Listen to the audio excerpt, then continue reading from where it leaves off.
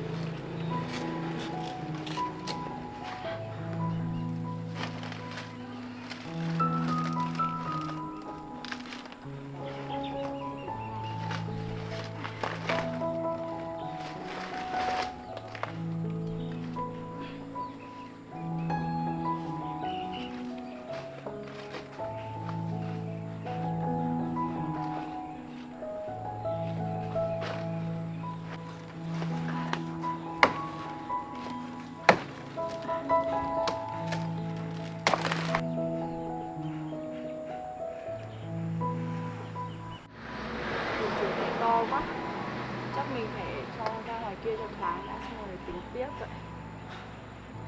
Không biết thế nào đây.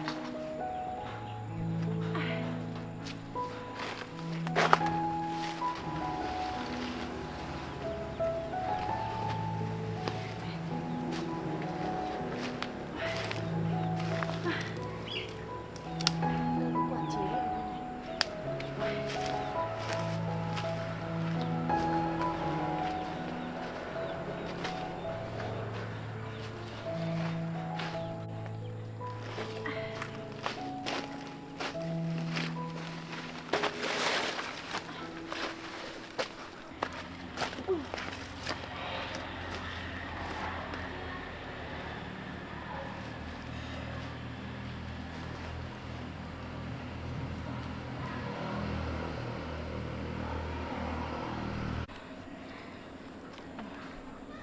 Con chuối này to thật đấy.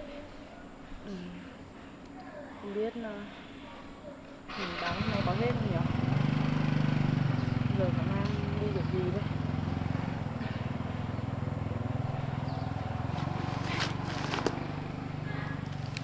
Cái này chắc cũng cầm tay được. Cố cái này cho nó lưng ạ.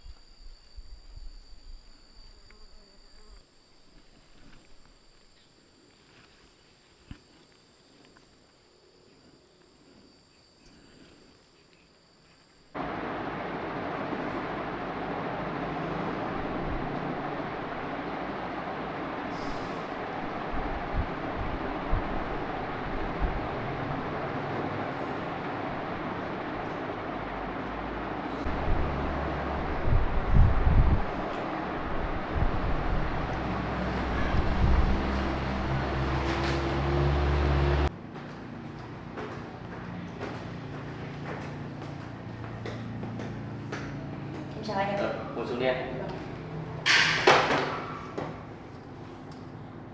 Anh Tuấn này, em đã tổng hợp xong báo cáo của kho dưới. Tình hình tuần này có vài điểm cần lưu ý, anh xem qua giúp em với.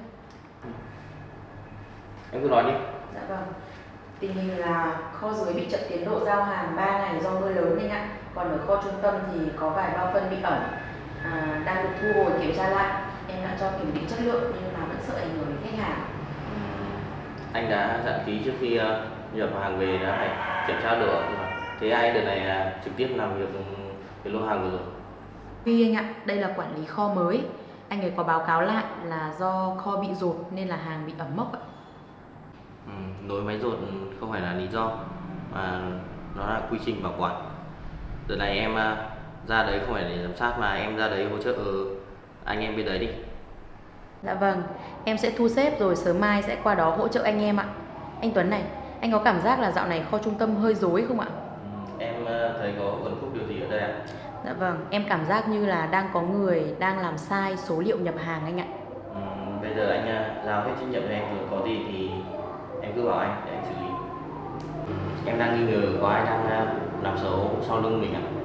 Dạ vâng, cũng chưa rõ anh ạ. Nhưng mà em cảm giác như có người đang muốn chen chân vào, bởi vì có vài đơn hàng không trùng với hợp đồng gốc ạ.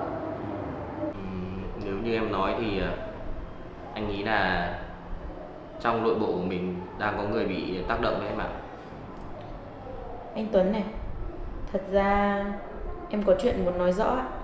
Em nói đi. Tuần trước, em có nhận được một tin nhắn từ một người tên là Hoan.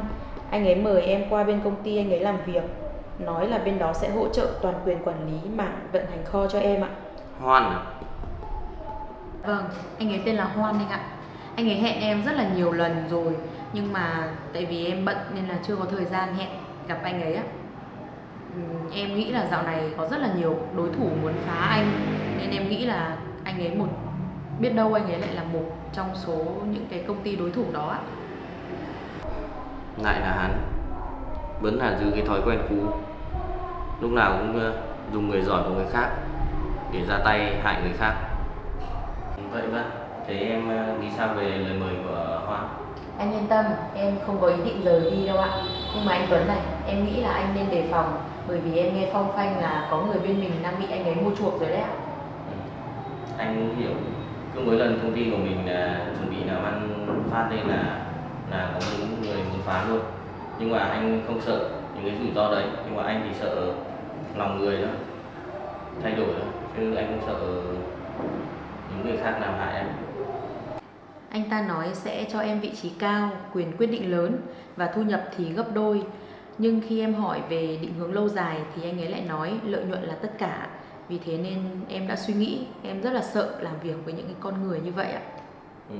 Đó là khác biệt giữa họ và mình đấy em ạ. Họ dùng người còn mình chọn đồng hành. Anh Tuấn này, dù công việc có khó khăn như thế nào đi chăng nữa, em cũng vẫn sẽ quyết định ở lại ạ. Bởi vì khi em xác định là đồng hành cùng anh thì em sẽ không rời đi bởi bất kỳ một lý do nào khác ạ. Anh cảm ơn Vân nhé.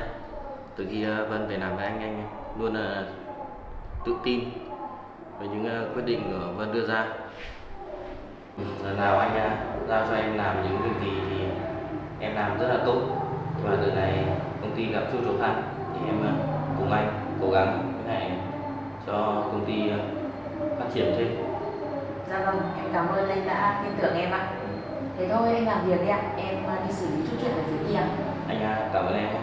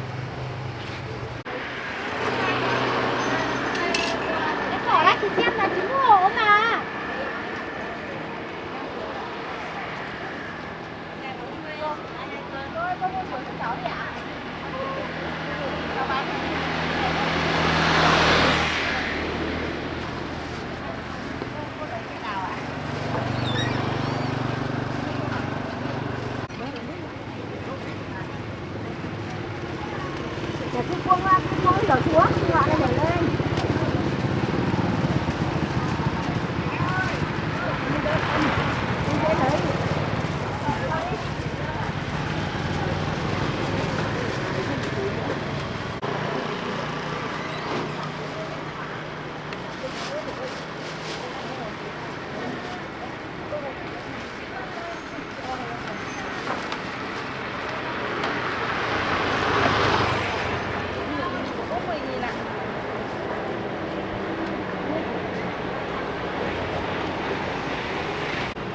Trên đây dưới đó.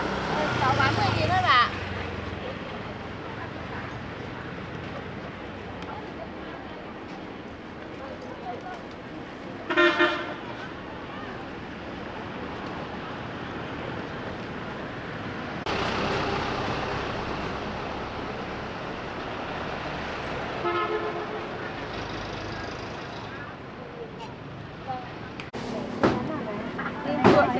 Có ạ. Em ạ.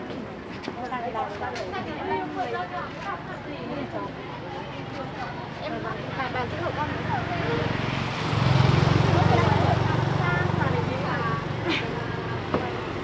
Em chắc phải cắt rồi.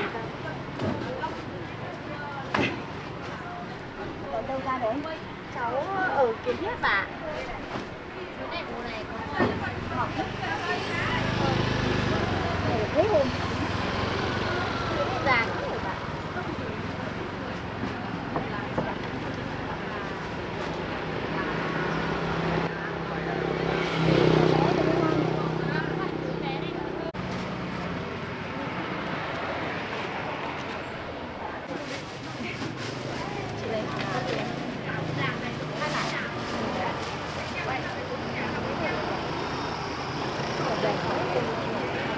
Này chắc là 9 ngày rồi bà.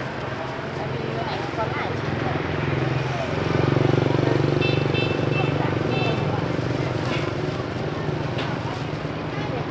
Quê của bà ạ. Dạ, vâng. Cháu bán nhau hết bà.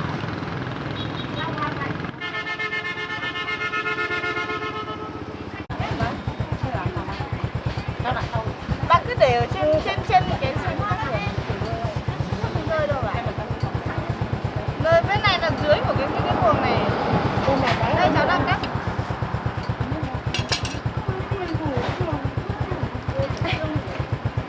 Để cháu cắt từng lại thôi. Cái này già chưa già? Già rồi bà. Già quá hả? Có quả 99 rồi đây này bà.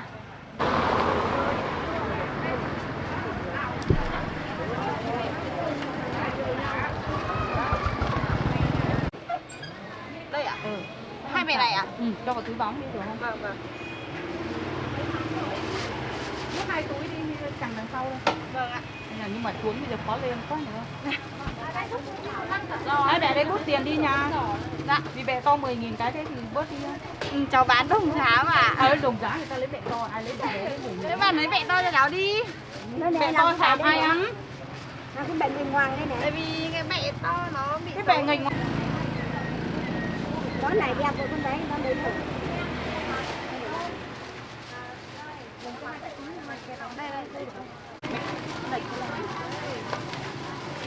Về đến nhà tao lại chẳng còn chuối nữa, còn muối đấy.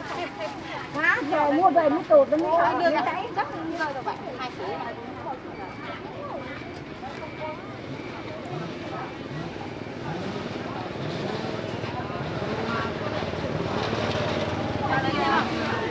Cháu bán như thế, bán lấy cái này nữa. Nhất là thế. Đấy là cái bạn tôi này. Nó chỉ xấu thôi, nhưng mà Chỉ lấy con keo, phải cắt ra rồi. Cắt à? Cắt à? nhưng mà mẹ đầu. Cái đầu thì làm cái gì? Ngon.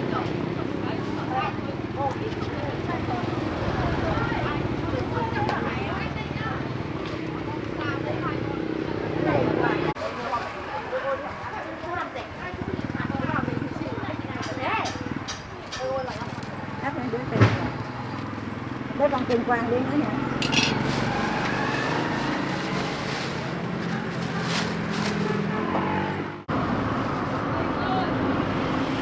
Cái quỷ nó có tiền quàng. Vâng.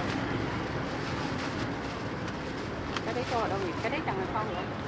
Cái đấy ạ? Buồn thật đi được đâu nha. Treo vào, chuối xanh tha hồ. Còn treo trong hoặc bao nhiêu thứ treo chứ? Cho bà đưa cho chắc chắn. Đưa ra để chụp.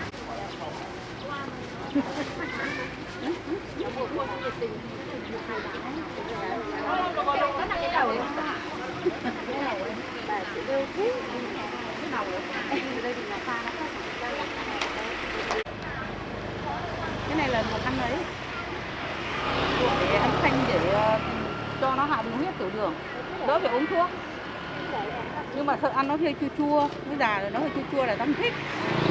Nó thịt xanh thôi ăn nó dẻo hơn. Biết nào?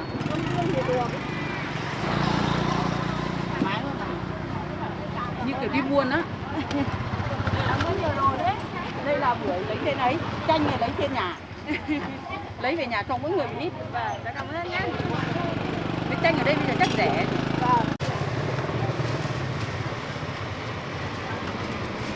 Ê, bà ơi.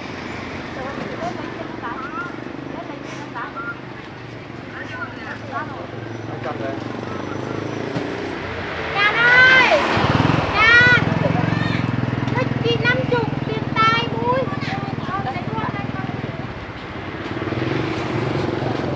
Để cái này nha mà bán để này.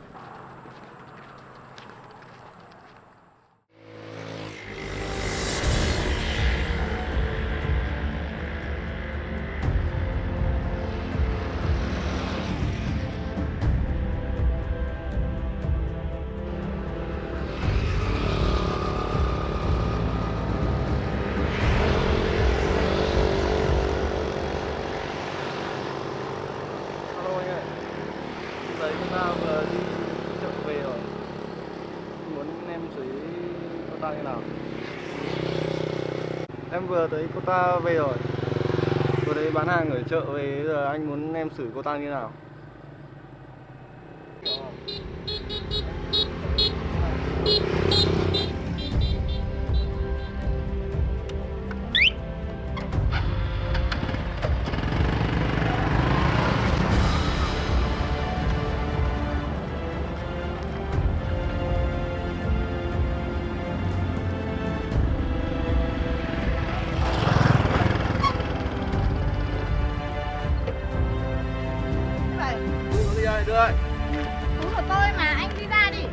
nhậu. Không, của tôi mà. Tôi Đây. mà, bỏ ra của tôi mà. Đưa đây không nói nhậu. Bỏ ra, Đưa của đây. tôi báo công an đây. Đưa ra, của tôi mà, không tôi báo công an Đưa đây, đây. có ai không? Cứu tôi với. Của tôi mà. Đây. Tôi báo công an đấy, có ai không? À. À. Cô tự gây ra, tôi biết rồi đấy.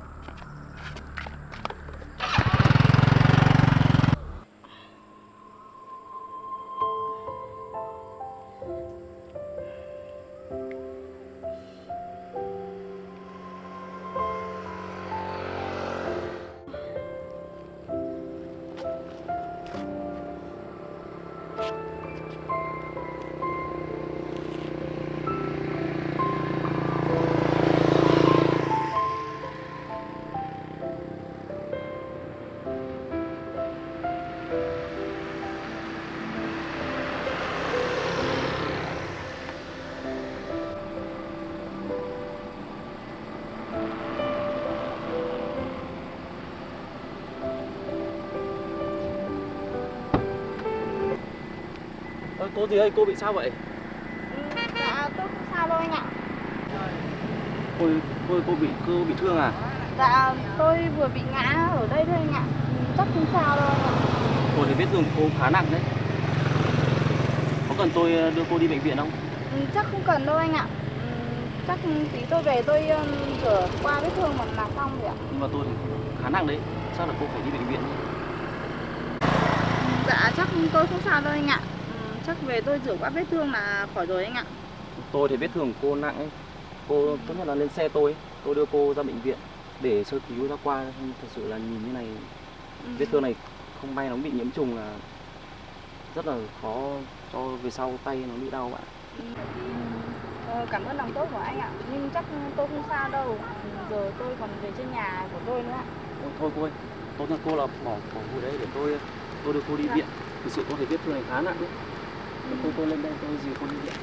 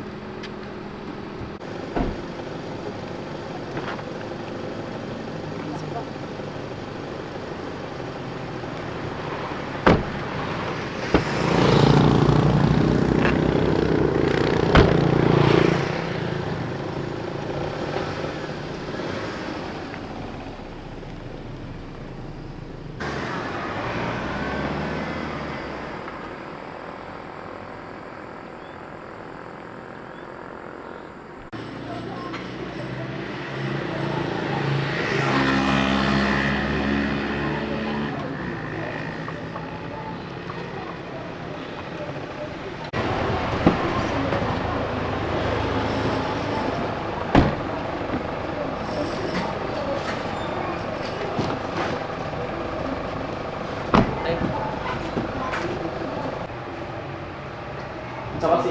Bác sĩ Đi vào đây ngồi lên đây nào.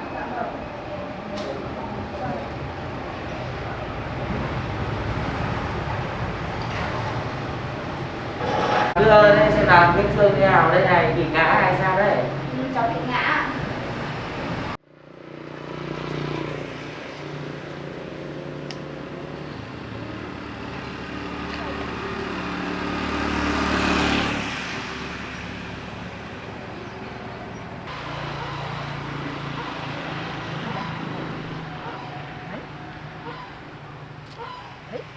Kêu ấy.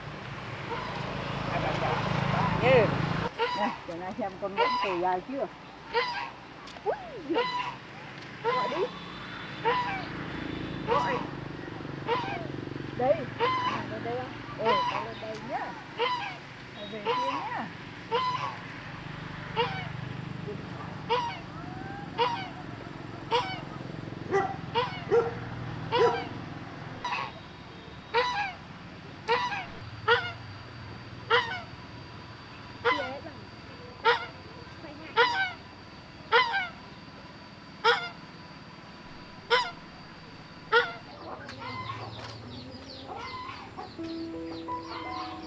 Ui giời. Chân rụng thế. Nào bà lấy chai chiếu trải nhá. Của mang ngồi nhá. Đấy. Ra đây. Có đồ chơi đây này.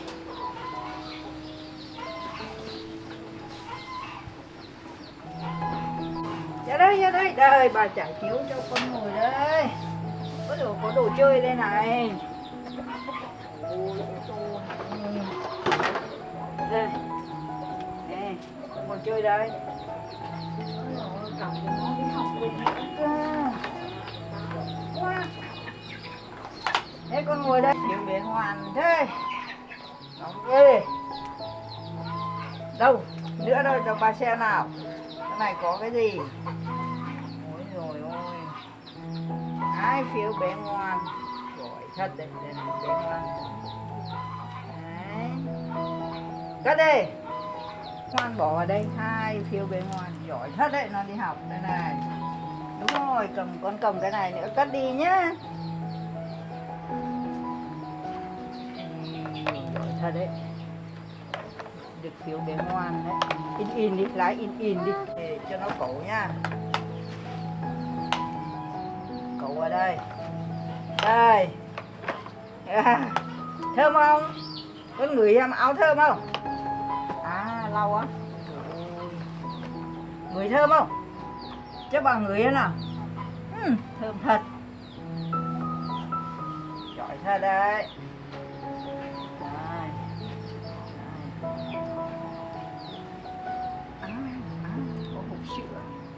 Lắc đi, lắc lã. Lắc. Đúng rồi, con đói à? Con thân nhê. Ui giời ơi. Yêu là bóc thế nào? Bom. Bom cái này. Đây. Lắc. Lại lắc nữa đi. Lắc xong lại chọc.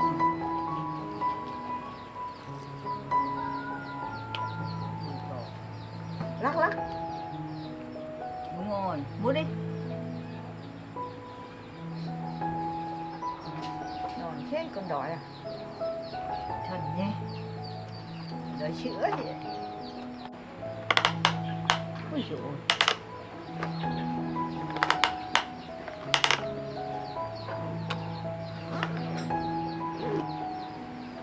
Mua đi, con mua đi, không tí đổ ấy. Ngon thế, nhon thế.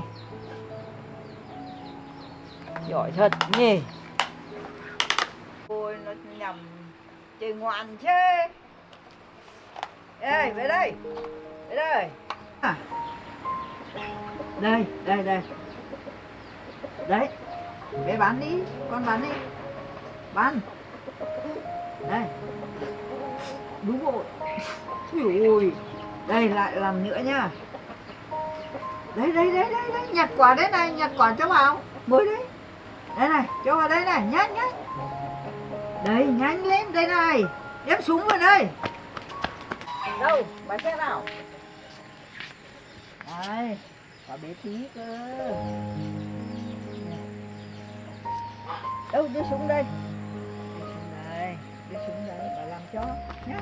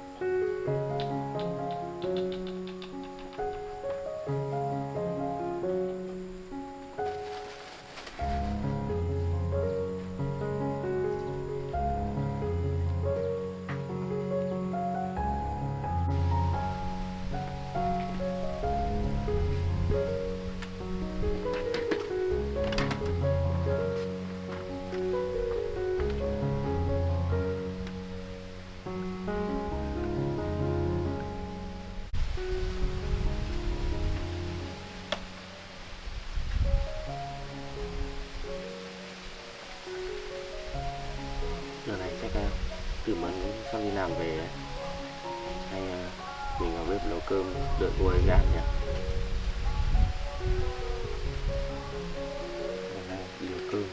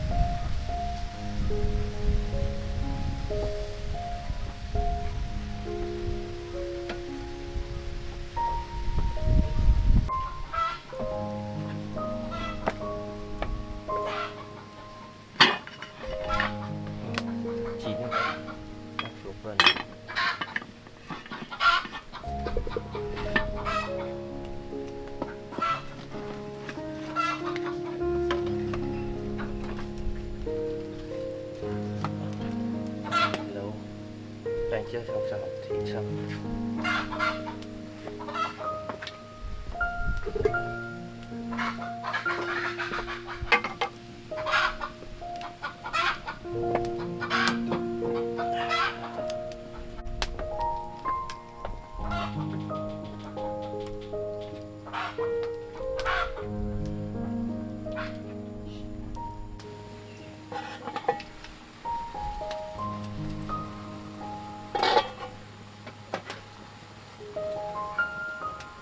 Sao từ bữa hôm nay đi làm về muộn thế nhỉ? Bằng giờ này cô ấy đi làm về được không?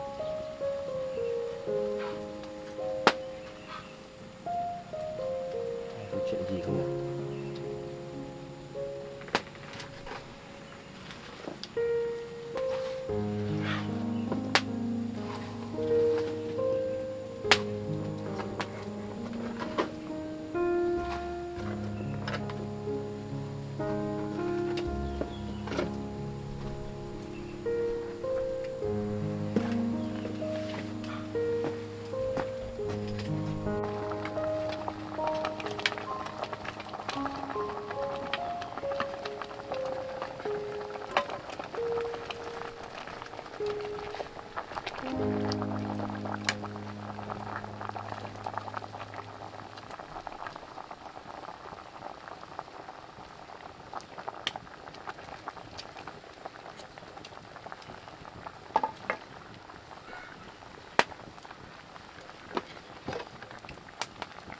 Chính ạ.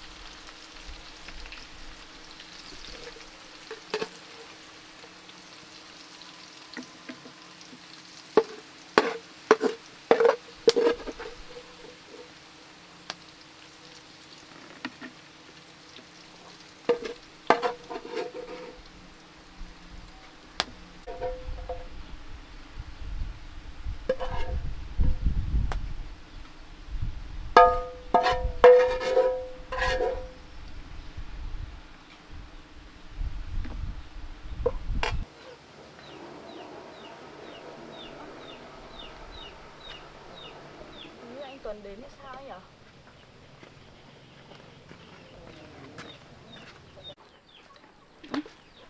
Anh Tuấn à? Vẫn đi làm bây giờ. Dạ vâng, em về rồi anh ạ. Sao hai em đi làm về muộn thế? Vâng, hôm nay em lúc đi làm nên em làm hơi muộn anh ạ. Em ngồi đây nghỉ đi. Vâng. Anh cũng đang nấu cơm. Anh đã nấu cơm xong rồi ạ?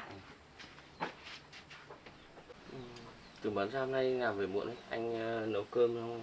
Anh xem giờ thấy muộn, anh cứ thấy no. Tại vì em hôm nay cũng đi làm hơi xa ấy anh. À. Nên là cũng về hơi muộn một xíu. Mà anh đã nấu cơm xong rồi ạ? Anh nấu sắp xong rồi. Còn xào một món nữa là xong. Dạ, vâng. Mà tay em bị làm sao đây? Em không sao đâu anh ạ. Đang đi trên đường em gặp người xấu ấy.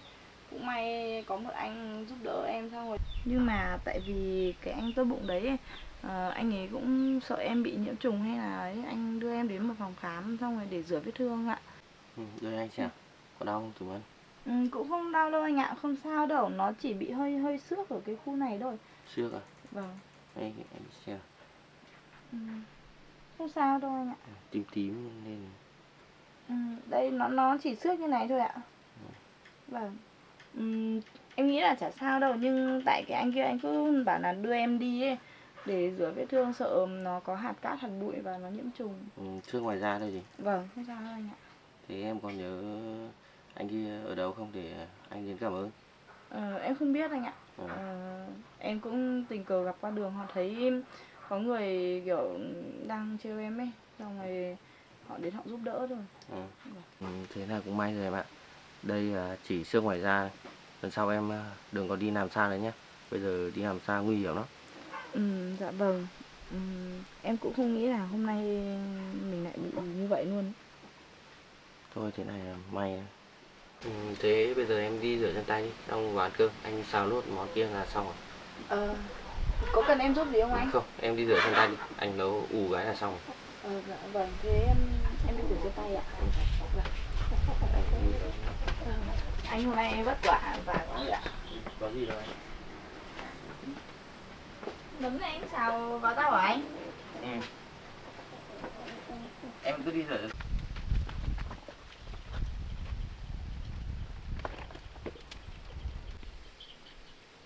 Em hộ anh bê lên nhé. Rồi, anh...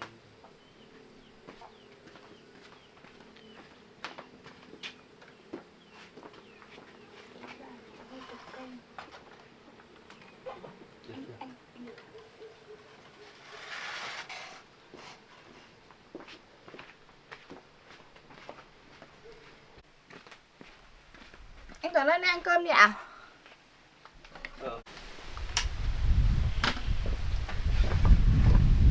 Anh ngồi ăn cơm ạ? Ăn cơm thôi ạ. Vâng. Em quên mất, em có hộp kim chi để em mang lên ăn. Kim chi hôm qua vừa làm à? Vâng, em mới làm anh ạ.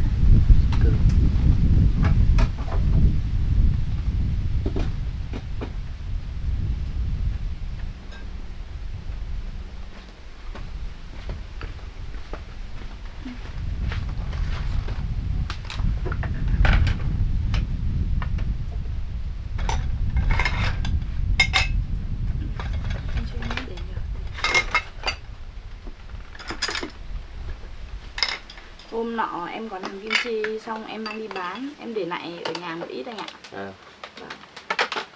Nhìn ngon quá nhỉ?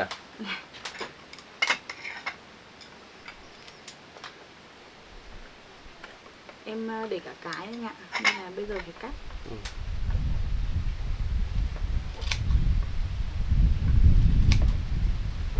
Cảm ơn khéo tay làm được cả kim chi.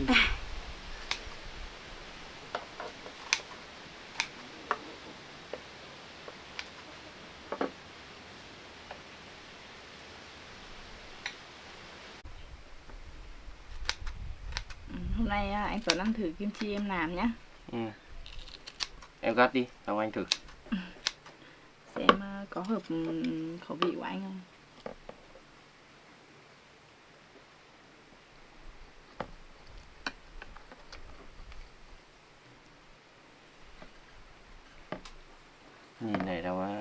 ăn luôn rồi tử mẫn. Để đến hôm nay chắc là cũng chua ngon rồi anh ạ.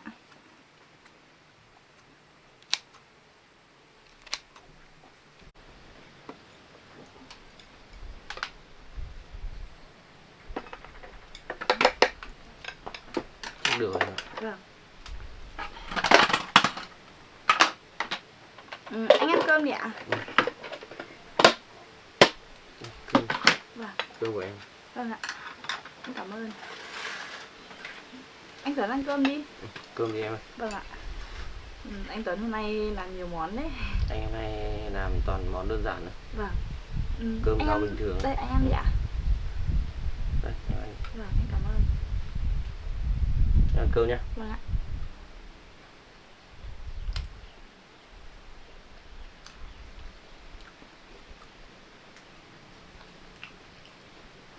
Đây là nấm xào em ạ. Vâng. Nhìn hấp dẫn quá anh ạ. Em ăn thử món này đi. Vâng. Em xin. Anh ăn đi ạ? Đây, anh ăn. Đây, anh ăn thử kim chi em làm nha. Vâng. Ngon quá anh ạ.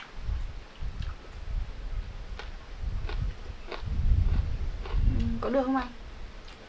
Ngon em ạ. Chua vừa tầm. Vâng. Mà lần sau anh Tuấn không cần phải lên đây nấu cơm cho em đâu. Đợi em về em khát nấu cho ạ. Thôi, lúc nào đâu anh này. Đến đây anh mua thức ăn xong rồi lại thấy em chưa về ấy. Vâng. Thì anh nấu luôn. Vâng ạ.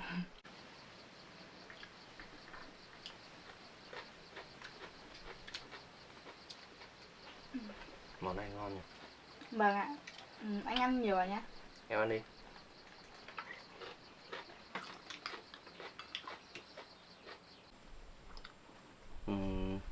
Mà Tử Mẫn bây giờ đừng có đi làm sao đấy nhá. Anh thầy lo cho Tử Mẫn á. Hay mai anh đi mua cho Tử Mẫn cái điện thoại nhá. Dạ thôi anh ạ. Em cũng không biết sử dụng điện thoại ấy. Anh không cần phải mua đâu ạ. Lần sau em đi làm thì em sẽ chú ý hơn. Tôi cứ để cho anh mua cho. Liên lạc cho dễ. Nếu mà bị như vấn đề như hôm nay ấy, thì có thể gọi cho anh được. Nhưng mà em ngại lắm anh ạ. Không ngại đâu em ạ. Bây giờ đi đâu cầm cái điện thoại ấy, liên lạc dễ hơn. Dạ vâng. Thế để mai anh đưa em đi mua nhá. Vâng ạ. Tay em còn đau không? Để anh chào. Cũng không sao đâu anh ạ. Nó chỉ xước ngoài da. Đây này, nó xước ngoài da một tí này thôi. Chắc tí nữa em tháo cái băng này ra cho nó thoáng anh ạ. Thật sự anh lo cho Tử Mẫn lắm.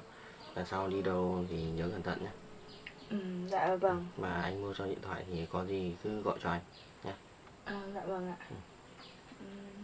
Cũng không bị ảnh hưởng gì đâu anh ạ. Đây nó chỉ xước có như này thôi. Thì tí nữa em tháo nó ra là được. Thế được rồi. Thế Vâng. em ăn cơm. Vâng. Anh ăn đi ạ? Vâng. Cơm xong nghỉ ngơi. Vâng ạ.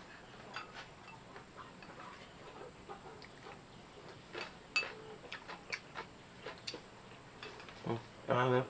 Vâng.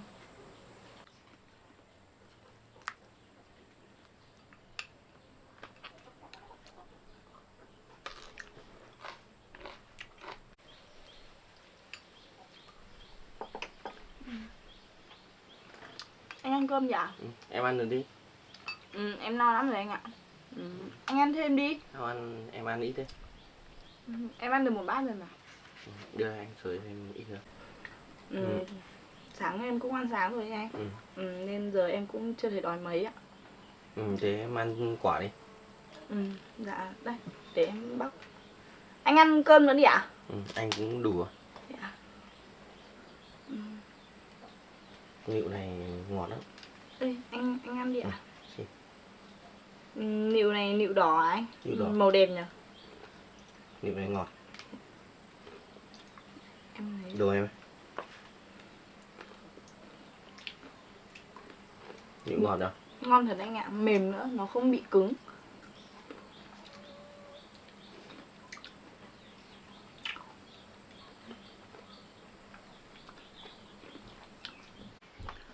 Này anh Tuấn ơi, hôm nay anh có đi làm không ạ? Anh có em ạ. Anh làm xong anh lên đây. À thế ạ? Ừ. Vâng. Đây anh ăn nữa đi anh. Đây. Ngon nhỉ anh nhỉ? Chắc mấy nữa anh sắp xếp được công việc anh lên đây anh xây từ phần cái bếp lò anh đổi lên. Em cũng không nghĩ là cần thiết đâu anh ạ. Tại vì như này là quá tốt rồi. Đổ cho sạch hơn. Này là đi lại dễ hơn này ạ. Dạ vâng. Vậy anh vất vả quá rồi ạ. Không có gì đâu em. Thì anh nhờ người chuyển vật liệu lên này. Dạ vâng.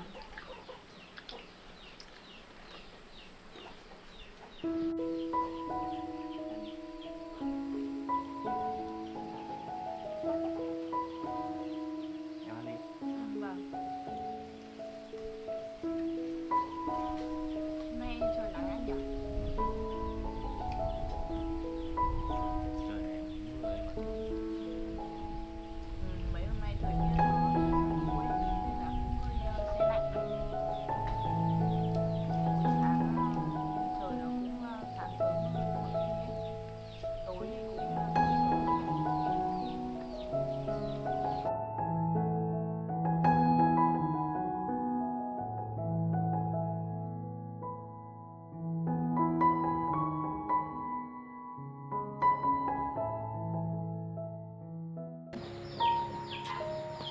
Hái cho bà cầm. Ui ôi, nhặt nữa, nhặt quả này. Đây. Ui ôi, đây còn nhiều lắm, đây này. Em ngồi đấy nhá, chị đang ngồi đấy, bà quét chân. Ôi, chân bẩn quá.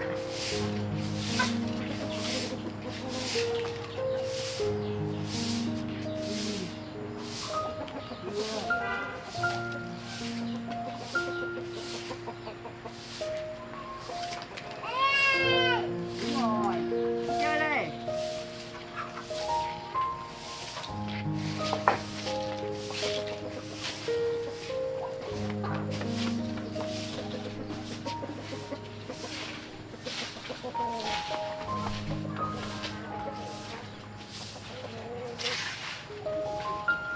Đấy, em ngồi đấy nhá. Bà quét chân này.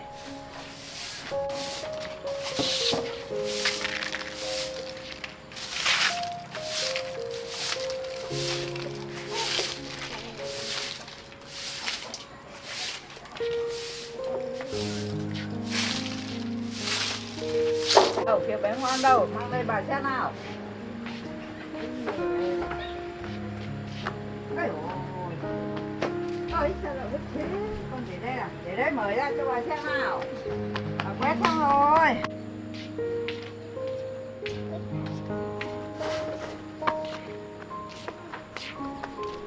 Đấy. Ấy, đúng rồi, đếm đi. Anh chưa biết đếm. Xếp hàng quả vào.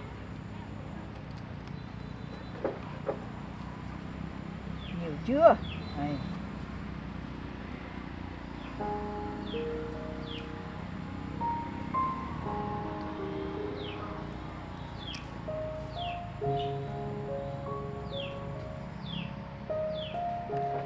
Còn kiến đây nữa.